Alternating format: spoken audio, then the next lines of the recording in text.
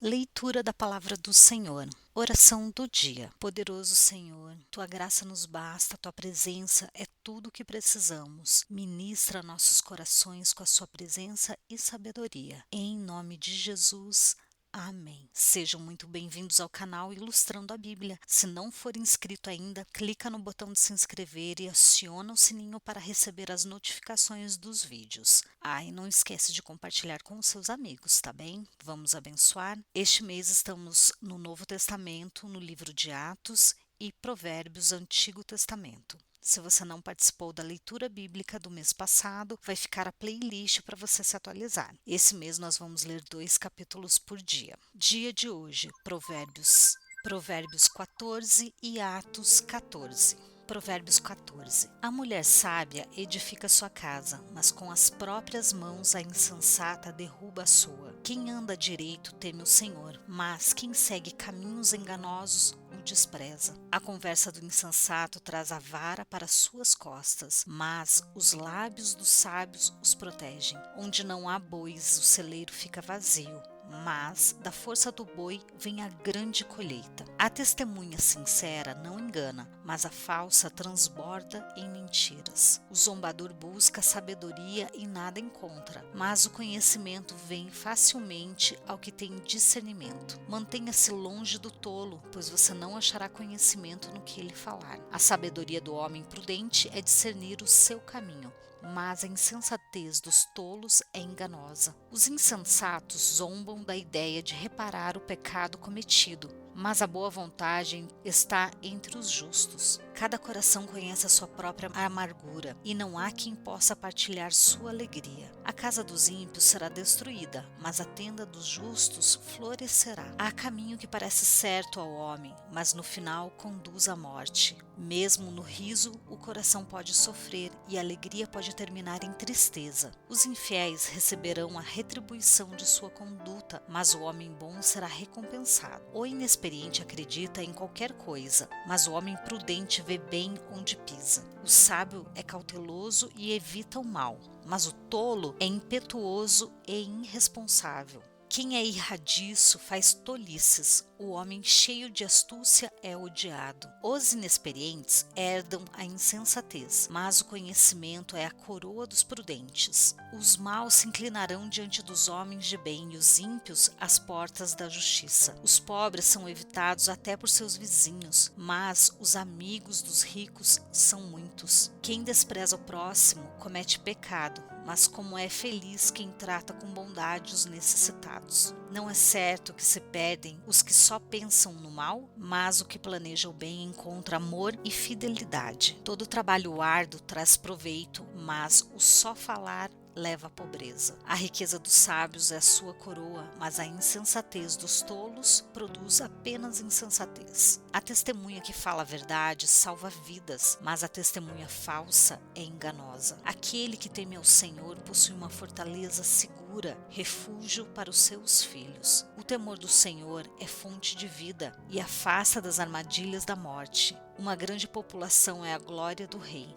mas sem súditos o príncipe está arruinado. O homem paciente dá prova de grande entendimento, mas o precipitado revela insensatez. Coração em paz dá vida ao corpo, mas a inveja apodrece os ossos. Aquele que oprime o pobre com isso despreza o seu Criador, mas quem é o necessitado trata com bondade, honra a Deus. Quando chega a calamidade, os ímpios são derrubados. Os justos, porém, até em face da morte, encontram refúgio. A sabedoria repousa no coração dos que têm discernimento e mesmo entre os tolos ela se deixa conhecer. A justiça engrandece a nação, mas o pecado é uma vergonha para qualquer povo. O servo sábio agrada ao rei, mas o que procede vergonhosamente incorre em sua ira. Atos capítulo 14. Em Icônio, Paulo e Barnabé, como de costume, foram à sinagoga judaica. Ali falaram de tal modo que veio a crer grande multidão de judeus e gentios. Mas os judeus que se tinham recusado a crer incitaram os gentios e irritaram-lhes os ânimos contra os irmãos. Paulo e Barnabé passaram bastante tempo ali falando corajosamente do Senhor, que confirmava a mensagem de sua graça, realizando sinais e maravilhas pelas mãos deles. O povo da cidade ficou dividido. Alguns estavam a favor dos judeus,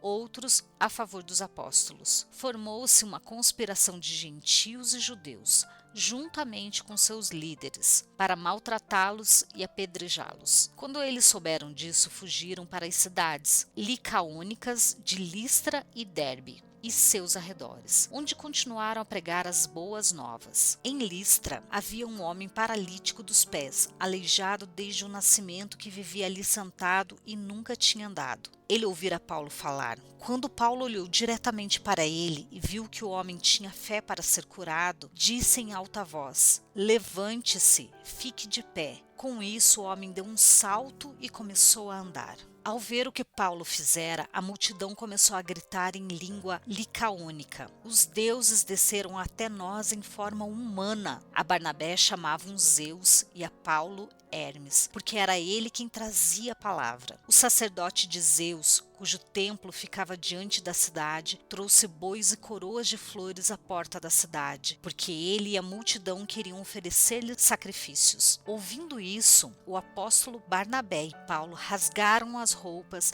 e correram para o meio da multidão gritando: "Homens, por que vocês estão fazendo isso? Nós também somos humanos como vocês. Estamos trazendo boas novas para vocês, dizendo-lhes que se afastem dessas coisas vãs e voltem para o Deus vivo, que fez o céu, a terra, o mar e tudo que neles há. No passado ele permitiu que todas as nações seguissem os seus próprios caminhos. Contudo, não ficou sem testemunho. Mostrou sua bondade, dando-lhe chuva do céu e colheitas no tempo certo, concedendo-lhes sustento com fartura e enchendo de alegria os seus corações." Apesar dessas palavras, eles tiveram dificuldades para impedir que a multidão lhes oferecessem sacrifícios. Então alguns judeus chegaram de Antioquia e de Icônio e mudaram o ânimo das multidões. Apedrejaram Paulo e o arrastaram para fora da cidade, pensando que estivesse morto. Mas quando os discípulos se ajuntaram em volta de Paulo, ele se levantou e voltou à cidade. No dia seguinte, ele e Barnabé partiram para Derbe. Eles pregaram as boas novas naquela cidade e fizeram muitos discípulos. Então voltaram para Listra,